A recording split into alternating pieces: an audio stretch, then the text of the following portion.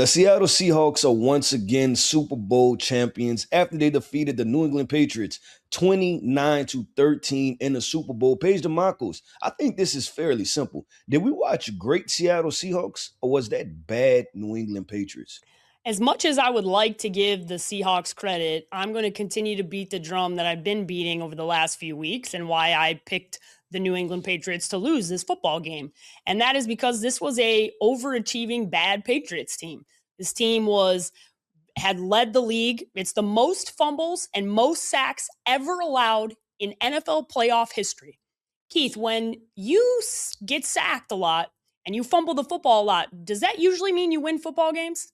Nope, that Okay. usually means you lose them. That's exactly right. And that kind of alludes to my point that they were running on this trajectory where they played a CJ Stroud, who, as respectfully as I can say, had the one of the worst performances of all time in the postseason as a quarterback. They would have been better off to have started Davis Mills in that game, and they may have beat the Patriots.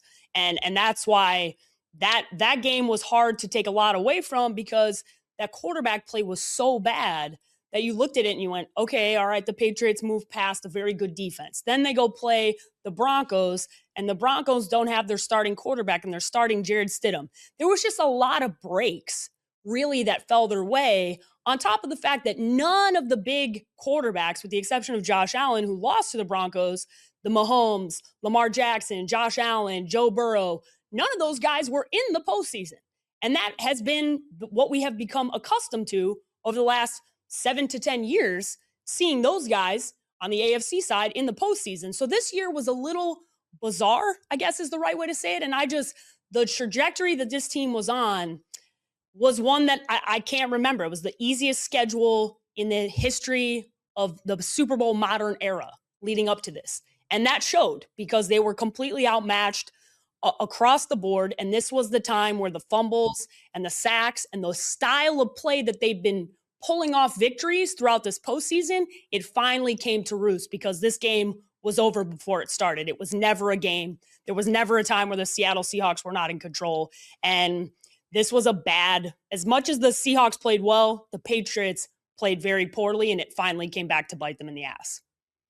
Yeah, I agree with you. This was all about the New England Patriots playing horrible football, right? Yeah. And that's why this Super Bowl was not a good matchup. And that's why after the first quarter, you pretty much felt like this football game was Yeah. over with, right? And that's from a guy coming from a guy that understands football is a 60-minute game, but they looked outmatched. And also when it came down to executing, they were not executing. When you walk into the half and you only have 40 yards passing the football, right? That's an issue. When you finish the game with 42 yards rushing the football for a team that wants to be physical and wants to dominate the line of scrimmage, you have problems. You talked about it. The three turnovers, right? Two fumbles, an interception, right? One goes back for a pick six. I don't know if they consider that a fumble or interception, right? But it was another touchdown for the defense. So I look at this and I think the New England Patriots walked back to their locker room and they said, you know what?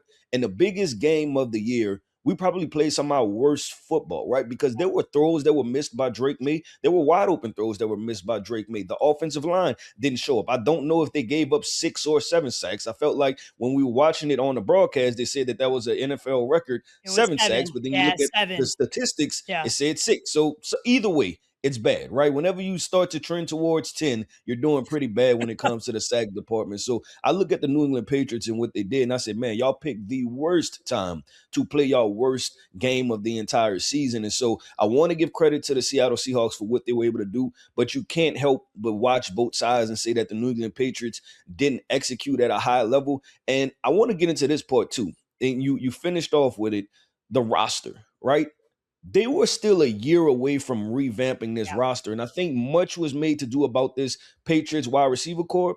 I think today we've seen that they're above average, but they're not a good or a great wide receiver core. They're still okay. They rank probably in the middle of the pack, not a top 5, not a top 10 type of wide receiver core, because Seattle was able to put clamps on some of those guys and they were not able to get free. Yeah, and if you looked at the back half of the year, right? Well, a lot was made about Drake May's big plays this year, but those big plays were happening in September and October. If you look at November, December, and the postseason, the drop off in the long yardage touchdowns and the big plays falls off a cliff, and that's a lot to do with when early parts of the year, it's how we used to talk about the Miami Dolphins, when it's the early part of the year, when defenses are still trying to figure you out because it's a brand new offense. They brought in Josh McDaniels. There's all brand new for these guys. Once they figure you out, that back half of the year is a much better indicator of what you're going to go into the postseason looking like. And so that offense, that more explosive version of the offense, we did not see that in the last 2 months, and we didn't see it ever in the postseason. That the big time throws, the big touchdowns, that didn't happen in the postseason at all. And I just, when I looked at this matchup between both sides, logically, when you looked at the teams, you just couldn't find a way that the Patriots were going to get a victory. Now, there's always a way because it can happen any given Sunday, but how everybody really, when you sat down and analyzed this matchup, this is pretty much what everybody expected to happen. The things that happened throughout this postseason continue to happen, and they could not turn over the ball and win a football game because the other side had a really good running game and a quarterback that wasn't turning the football over. And that's the difference in this game. That's why the Seattle Seahawks are Super Bowl champions once again. Yeah, this game was easily right. It was once I think the Seattle Seahawks kicked the third field goal and it went 9-0. It seemed like it was a stall you out type of situation, right? Yeah. It's like, you know what? We don't believe that y'all offense can do anything at all. So we don't even have to put the ball in harm's way. We'll take a calculated deep shot that's relatively low risk. But other than that, we're going to run the football and we're going to do what we have to do. And that's why you're seeing Kenneth Walker become the MVP, because they said we're going to play really good defense and we're going to run the football. But Paige, Dimakos, I want to stay centered on these quarterbacks, right? I want to talk about Drake May. I want to talk about Sam Darnold, and let's compare and contrast those performances, right? You have one guy who people didn't believe in entering the playoffs in Sam Darnold. Then you have another guy who came second in voting for the MVP. But let's compare and contrast these Super Bowl performances from Sam Darnold and Drake May. Yeah, I mean, I think the main difference is you're not going to walk away going wow about either performance, right? And that's why Kenneth Walker was the MVP of this game and not Sam Darnold.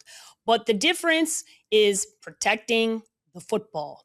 And that has been the big knock on Sam Darnold for most of his career and even somewhat throughout this regular season. But what Sam Darnold did this postseason is what is going to rewrite his legacy. He took care of the football. He did not turn over the football. He played good, solid quarterback play. He didn't try to do too many things. He didn't try to put the ball in harm's way, which he had done in previous years. This was exactly what Sam Darnold needed to do. The team around him, the structure around him was good enough that he didn't have to feel like he had to be Superman. And so he did all the things necessary to check the boxes necessary to get them this victory. And on the flip side, Drake May got more of what Drake May had gotten this postseason. There were the fumbles, there were the sacks, and unfortunately, the bounces didn't go their way. The fumbles that they had in this game, the Seattle Seahawks took advantage of. The interception was taken back, put them in good field position, and they scored a touchdown after that. This was just the difference of taking care of the football or not.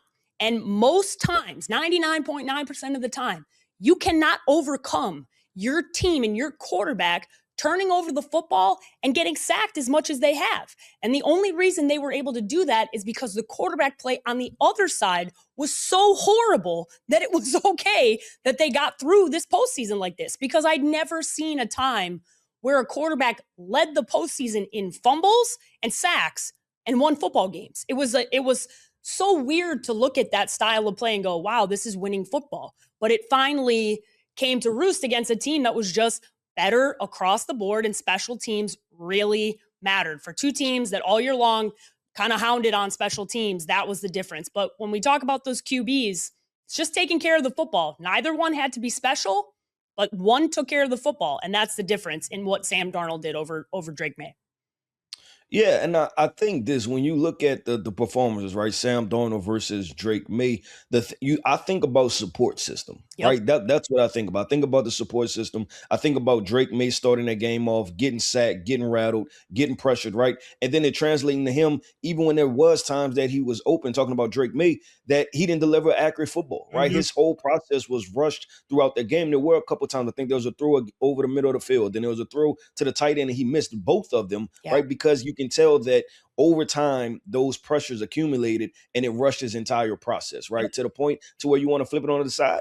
Drake May was seeing ghosts in this Yeah. Super Bowl, Yeah, right? he And, was. and to kind of tie it in to Sam Darnold, I think you look at Sam Darnold, he was able to take it one step at a time, right? And we talked about entering the playoffs. And I told you, Paige, why do I trust Sam Darnold? He knows his role. Yep. KYR. He knows his role now, and he's comfortable with playing that role. And you've seen that he was like, you know what? I'm going to allow this game to unfold naturally, right? I'm going to allow my defense to make a couple plays. I'm allow my offensive coordinator to call up some shot plays. I'm allow my offensive line to block for my running back, and then we'll be able to move the football and figure the thing out. Because let's be completely honest, up until maybe the fourth quarter, the MVP was the kicker, right? Yeah. He was the guy. He was the man. If I'm him, Yeah. I'm pissed, right? Because I'm like, I should have been going to Disney World. I should be on my way to Disney World, winning the MVP. So I definitely compare and contrast, and I say support systems, and then I think you started to see the pressure mount for Drake May to where he made uncharacteristic plays as far as inaccurate throws, Yeah, because we always talked about throughout the season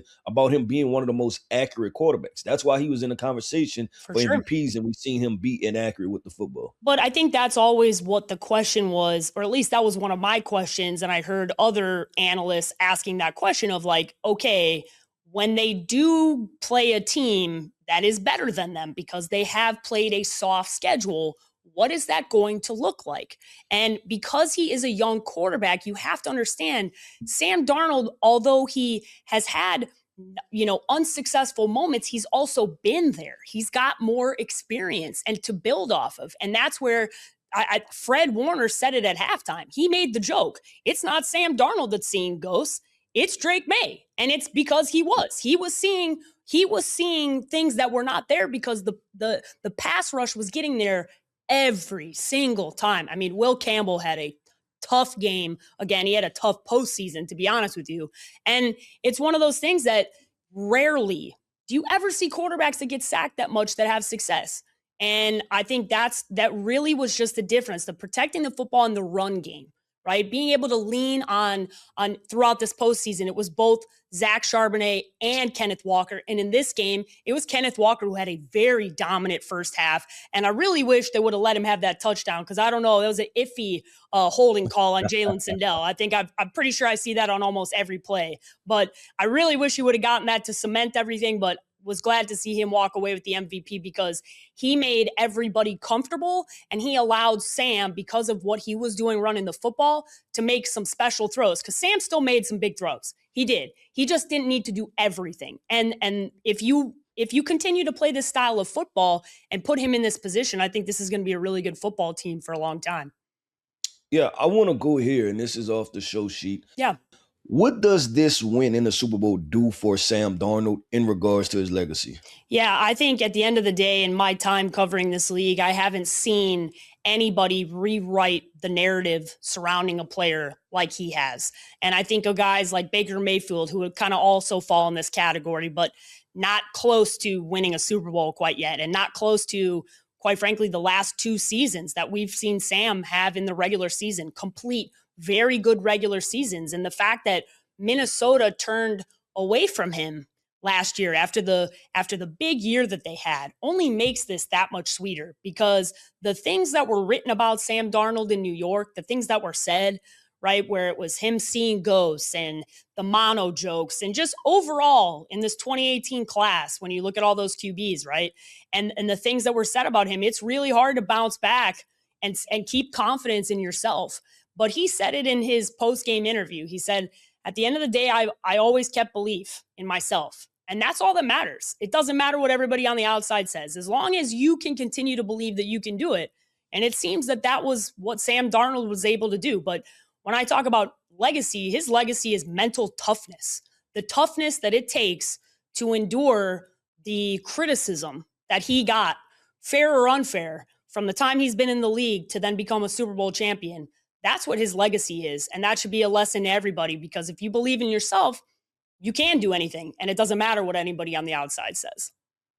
Yeah, for Sam Darnold, his legacy is this, that he goes down as one of the biggest redemption stories, and not in only NFL, In but in sports. in sports, Yeah. period, right? It's very rare that you get top five, top 10 picks, get labeled as a bust, get to year five of their career, and they're able to turn it around, right? Because we know this, that pressure bursts pipes, right? And we know that this is a big mental game as far as having to deal with, can you still do it at a high level? Can you do it at all in the NFL, right? And when you look at even the Minnesota Vikings, they sat there and told them last year that your good isn't good enough for Mhm. us, right? We're willing to move on, and we're going to try the rookie quarterback. And then he signed with the Seattle Seahawks. Like you said, he believed in himself. He kept the toughness, he kept the grit, and now he's sitting there as a Super Bowl champ. So I think he's going to go down as probably the biggest redemption story in all of sports. Because if you ask anybody if they thought that Sam Darnold would ever lead a team to the Super Bowl, if they say yes, they're lying. If you asked them if they thought that Sam Darnold would be in the NFL probably past 2025, if they said yes, they were probably lying, right? So I think that he just goes down as somebody that shows resiliency. And I think he's going to represent a lot of things for a lot of athletes who are going through similar situations as far as that initial spot not working, but let me go to a different spot and try something different in my career, and maybe it'll work there. I also think he shines a light on the fact that this the entire NFL has a quarterback development problem, right? Mhm. And a quarterback this has shown a light in a way that, Baker Mayfield and the conversation about the redemption QB, it becomes different when that quarterback goes and wins a Super Bowl, like the Seahawks just did. And I think now this is pushing and forcing a conversation around the league to have happen, and it should happen, which is your organization ready / prepared for a quarterback? And that's the conversation that needs to happen. When you have a top 5 pick, what is the infrastructure like? What is your roster like? Because putting any quarterback, does not matter how talented they are, into the fire without the right infrastructure nearly always ends in disaster. That's the truth.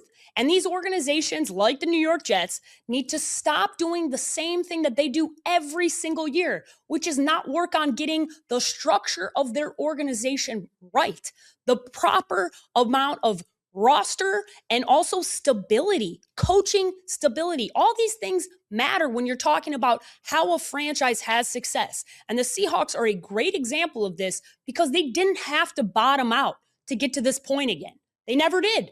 And this hopefully starts to shine a light and start a conversation about some of these organizations looking at you, New York Jets, that just keep doing the same damn thing and thinking they're going to get a different result. And you're not going to until you start to address the toxic issues that exist within your organization from up top. Nothing's going to change. And unfortunately for you guys, Woody Johnson's still your owner. So good luck with that.